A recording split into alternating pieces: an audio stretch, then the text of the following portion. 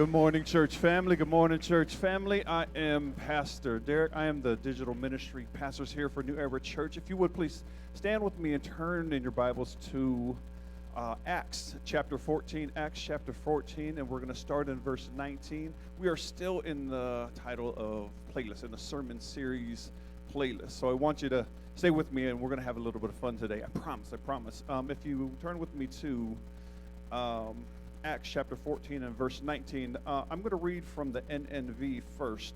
In verse 19 it says, "But some folk came from Hallville in the meadows."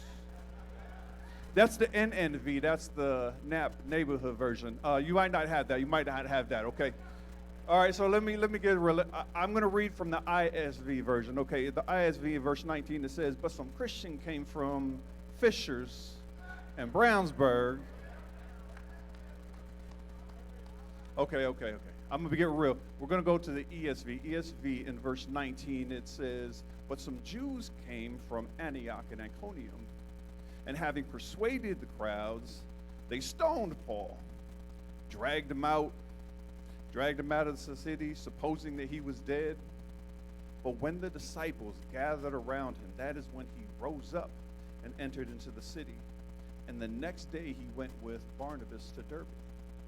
When they had preached the gospel to that city and had made many disciples, they returned to Lystra and Iconium and Antioch. They returned to Hallville in the meadows, and they returned to Fishers and Brownsburg, strengthening the souls of the disciples, encouraging them to continue in the faith, and saying that through many tribulations we must enter the kingdom of God." So today I want to talk to you from the topic, reaching a higher ground. Now, I can't sing. I'm not Doc Sanders. I'm not Pastor Sanders. I can't sing, but I want to quote you these lyrics right quick. "I'm so darn glad he let me try again, because my last time on earth, I lived a whole world of sin. I'm so glad that I know more than I knew then. Going to keep on trying until I reach my higher ground." So, lovers, keep on loving. Believers, keep on believing. Because it won't be too long until I reach my higher ground. Hey, we don't got them. We don't got them. I think we got the wrong playlist. We got the wrong playlist. They're not with me yet. I got a couple of them, but I need you to switch the playlist for me right quick. Switch the playlist up for me. I didn't have you all. I lost some of you guys. Some of you guys are looking at me crazy. Maybe we need to switch the playlist a little bit. Oh, there we go. There we go. Okay, now I hear more hand claps. Now they with me a little bit.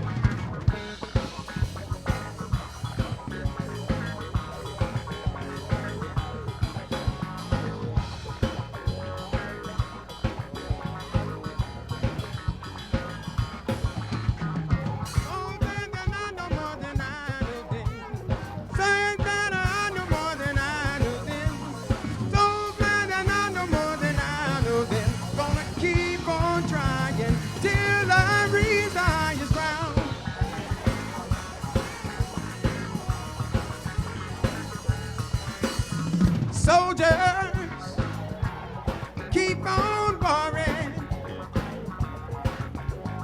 People, keep on learning.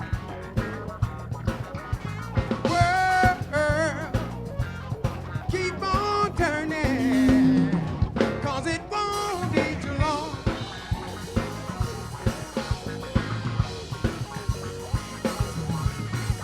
I'm so glad that I know more than I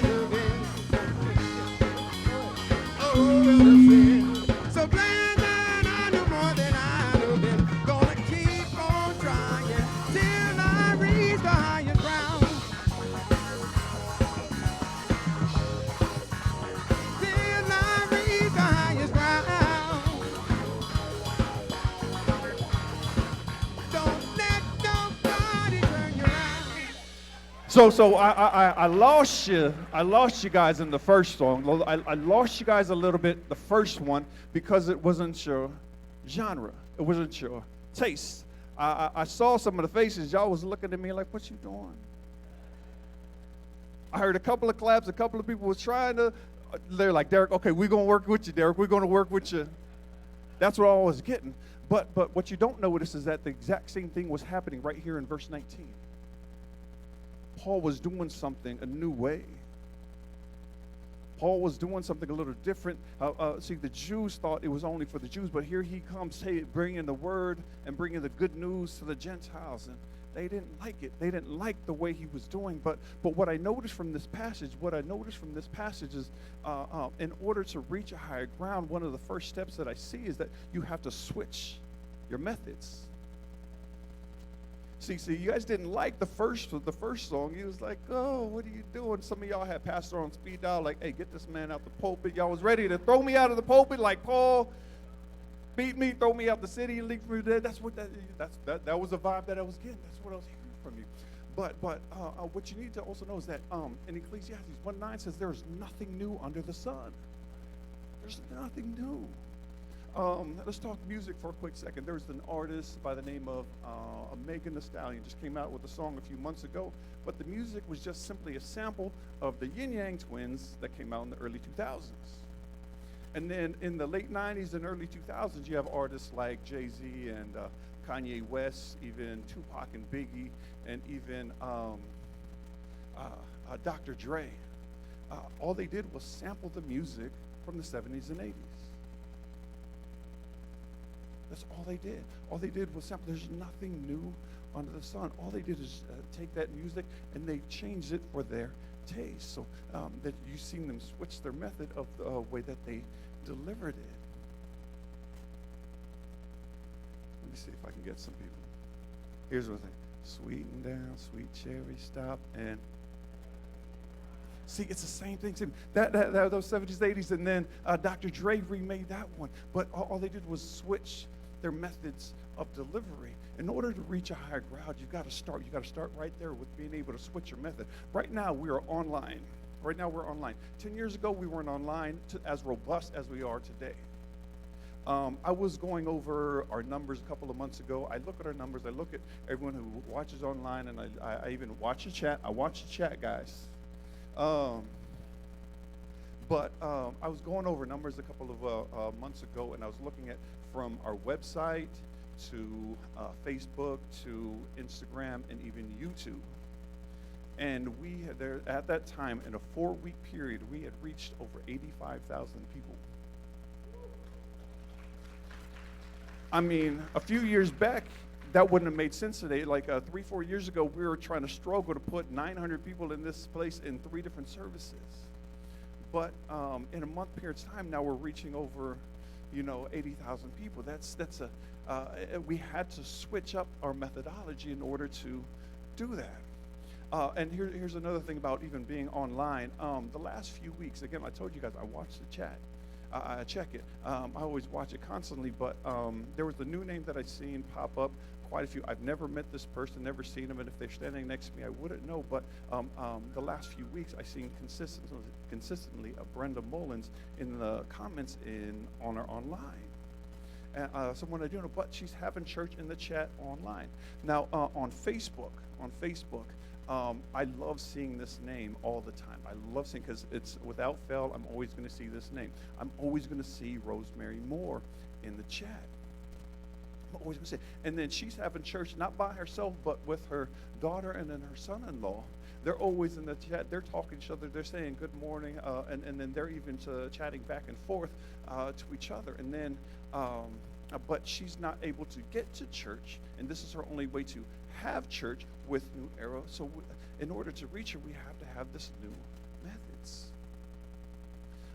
A couple of weeks ago, I got to talk with, Colin and Brianka Merritt. They had to leave because they moved out east for work.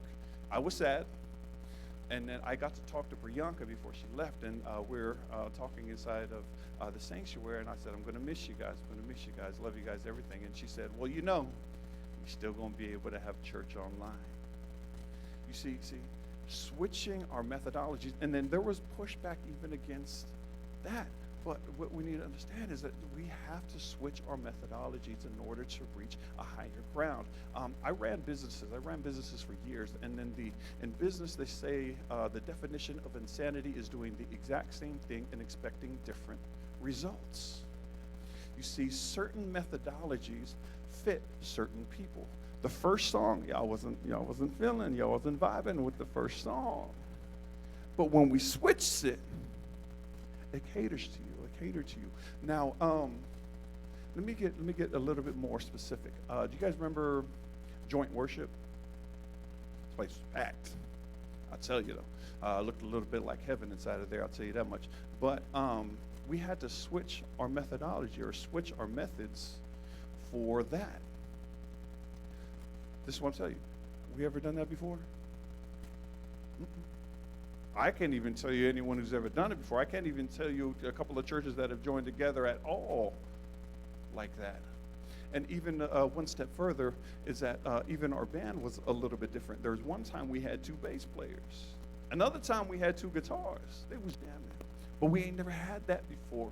And there was both times we had a different worship team up here.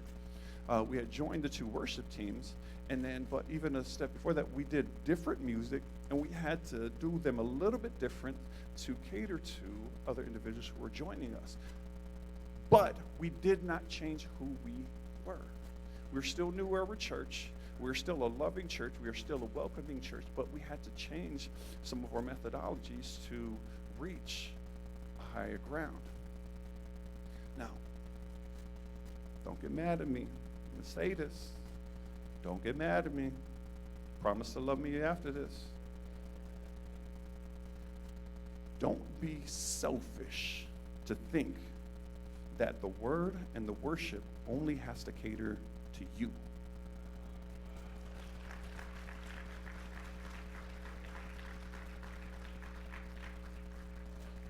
What about your brother? What about your sister? What about the ones who doesn't know? What about the people who have never heard? What about them? Shouldn't this be catered towards them? Or are you so selfish to think that it should only cater to you? Don't be that selfish. You got to switch your methodologies. You got to be ready to switch things up. And if God tells you to move a different way or a different method, you got to be ready to switch those things to reach a higher ground. But switching methods doesn't make you there, doesn't get you there. Switching your methodology doesn't get you there. Switching your methods only prepares you for higher ground. If I look at this passage, I see the next step. The next step I see is that you have to surround the messenger. If I look in verse 20, it says, "But when the disciples gathered around him, he rose up and entered the city. And on the next day, he went on to be with Barnabas in Derbe." In verse 20, it does not say that the bishops of the city lifted up Paul, did it? Did it say, the other pastors, right? The other pastors in the city lifted up Paul, right? No. It says his disciples lifted him up. Let me tell you what I take from that. I'm going to ask you a couple of questions, and the answer is going to be yes. So go ahead, start nodding your head. Yes. Have you considered pastor? This is where you start saying yes. Yeah. Have you thought about him? And let me ask you this. Have you prayed for a pastor? And this is where you say no. This is the next question. You're like, no. Or do you think that he has to empty himself just to fill you up every week? Have you thought about that? Or is it okay for him to go get rest? See, Paul in this passage, he was just beat, and they threw him out of the city and left him for dead.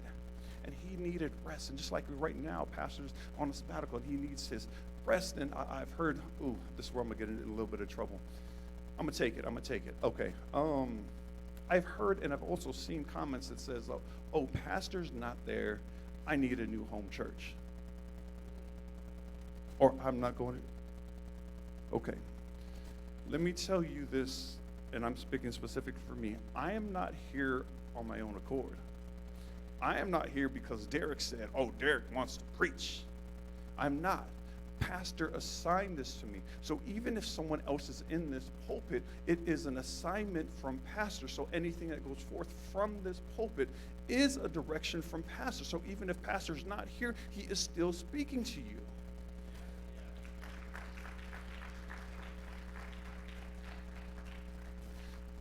And right now he's out and he's getting his rest. But here's the beautiful thing. You have to surround the messenger. And then let me point this out. Because even though pastor is away taking his rest, you've got to be thankful that he has a pastor heart around him, that he has a sister Crystal around him, that he has, a minister Jackie making sure the prayer ministry is thriving, that he has, a Chris Chubb making sure that the worship ministry is thriving.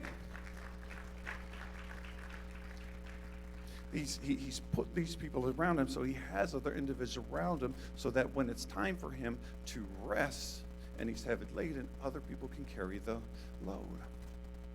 Let me take it another step, but one more step further. Pastor Hart has a heavy yoke on him right now to carry, even right now. But when a Pastor Hart has a Sister Danielle and a Sister Carolyn and a Jacqueline and a Carl Davis and even a Mike Campbell back there and a Donna Hayes, that heavy laden, that heavy load becomes light. Got to surround the messenger. You got to surround the messenger. I'm going to talk a little bit about Ignite, because now y'all know Sister Fran is the heart and soul of Ignite, period. There's no question about that. But even a Deacon Jason Clark and a Deacon Charlie Harris, they are in charge of the spiritual maturity of our youth. But even then, around them, where they have like a Kawana or an Ina and other individuals that come around them to help them carry the vision. And I can go all day and talk about our ministries, talk about everything else, but I'm going to get in trouble for not mentioning some names, but y'all charge it to my heart, my head and not my heart. Still love you, but here, it's not done by one person alone. You have to switch up your methods to reach a higher ground. Then you also have to surround the messengers. You can't look at them like, oh, he's strong and he can carry this load. How many are dying out because they are heavy laden and heavy burdened and quitting because they don't have any support? One of the most selfish things that we can do is think that a pastor has to stand up here every week and pour and pour and pour into us and fill us up, but they can't step away and get rest. And even Ecclesiastes 4:9-12, it says, 2 are better than 1, for they have a greater reward for their labor.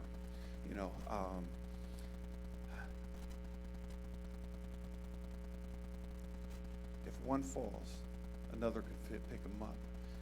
If one tries to attack another, 2 can fight him off.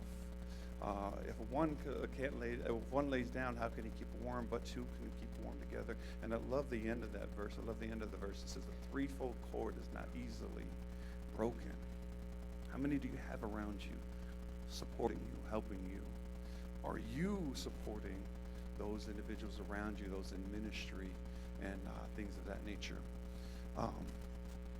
Let me say this, and this is going to be very, very, very specific. This is the church, right? This is your church. We are a church family, right? We church family? And this is your church home.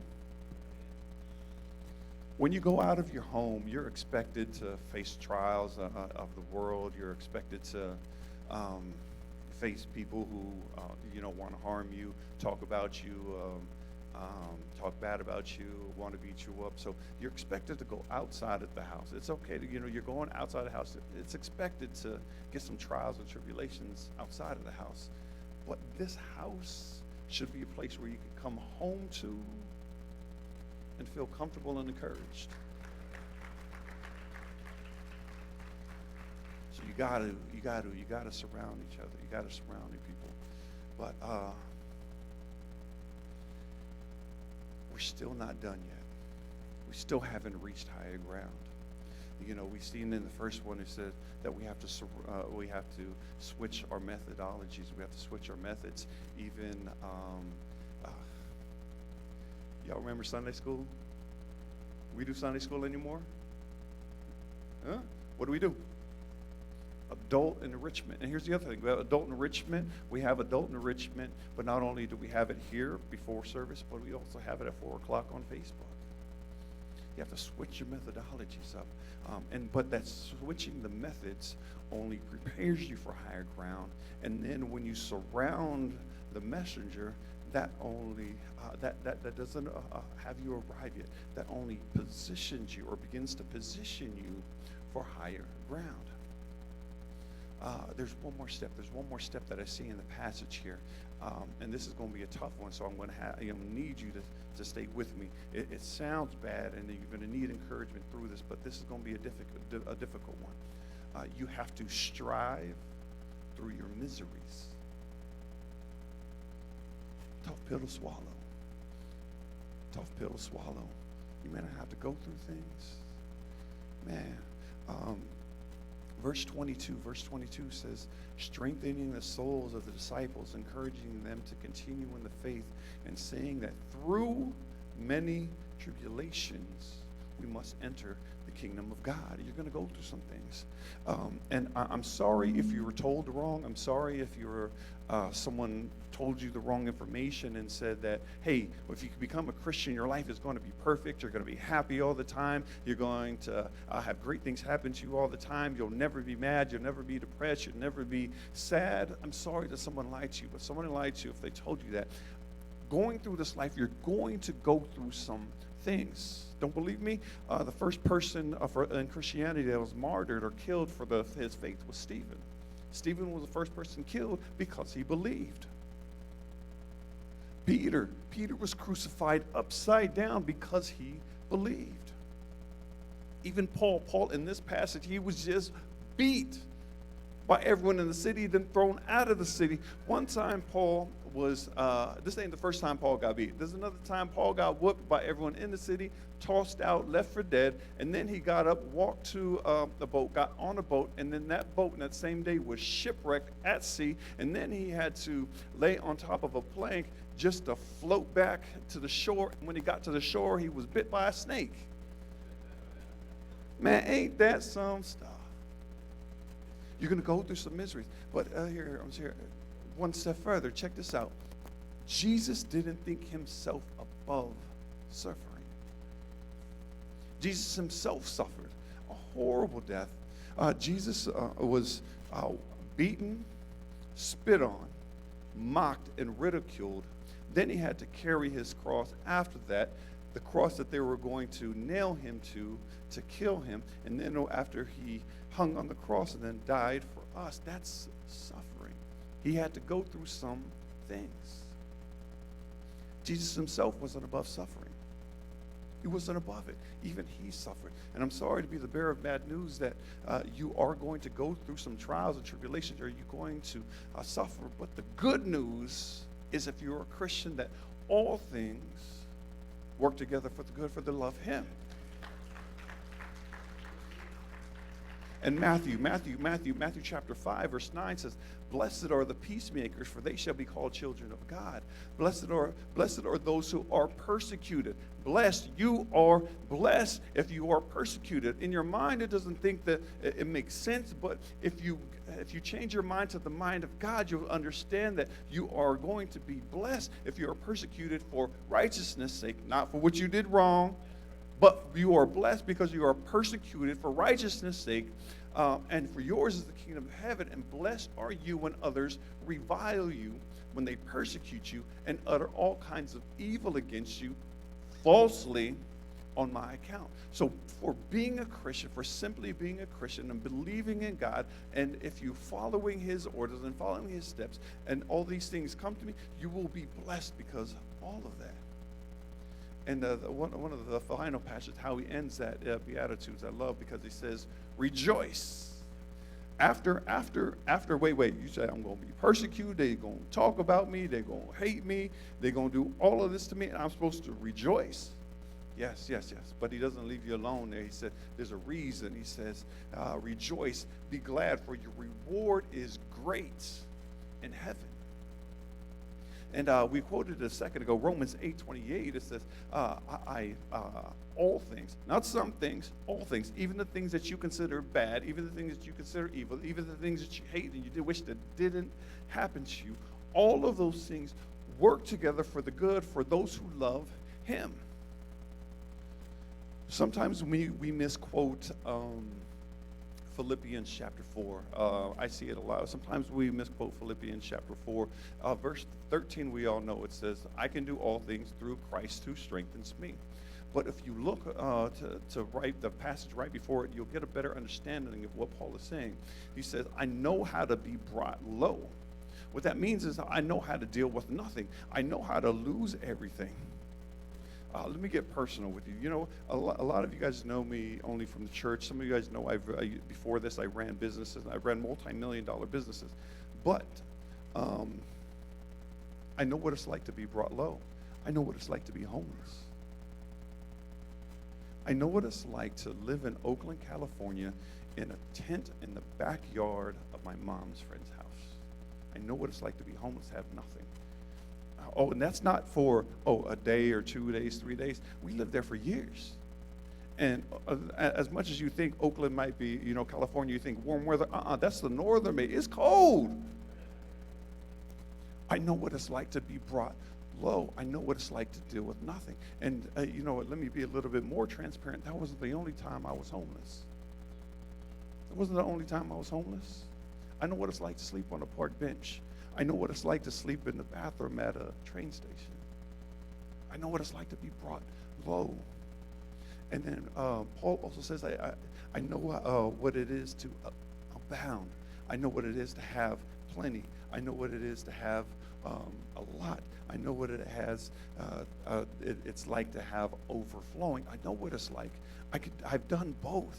And in all of those things, to God be the glory.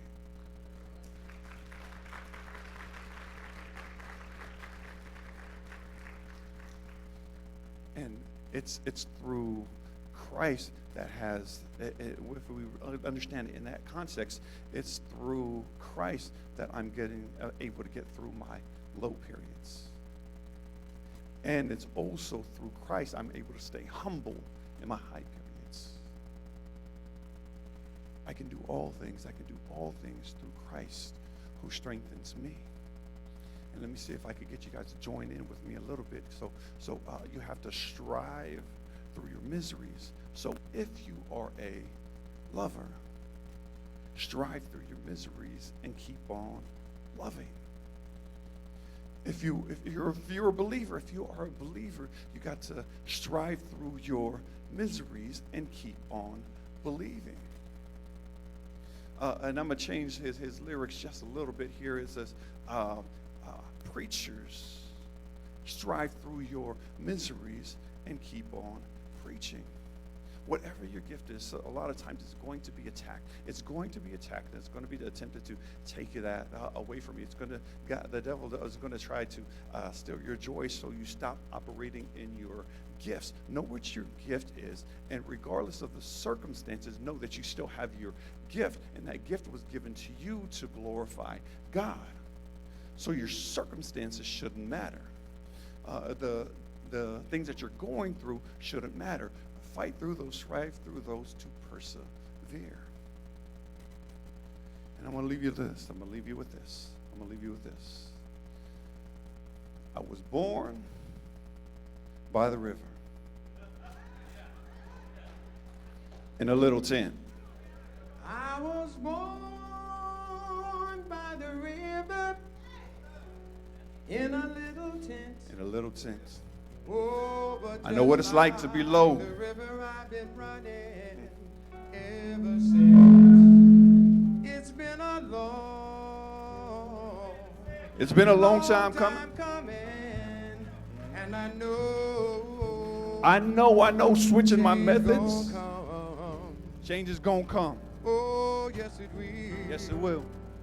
Hey, you gotta It's change. been too hard to live it. Hey, you know what? It's been But hard. I'm It's not hard. afraid to I had to change those lyrics. 'Cause I'm not afraid to die. Why though? Why though? Because I know Sam Cooke didn't know, but I know. Beyond the sky. I know what's beyond the sky. It's been a long time. It's been a long time. coming. I've been striving through some miseries, but I know change gonna come. I go to the movies. Yeah, I go. I go downtown. I go to Fisher. I go to Hallville. I go to Brownsburg. I go. Somebody keep telling And some me people go. don't like me switching the methodology that I have, but the message is gonna go. And it's been a long time coming that I have to push through some things, and I have to strive through my miseries. But I know, if you know, let me hear you. Change gonna come. Oh, yes it will. Then I go to my brother, and I say, brother,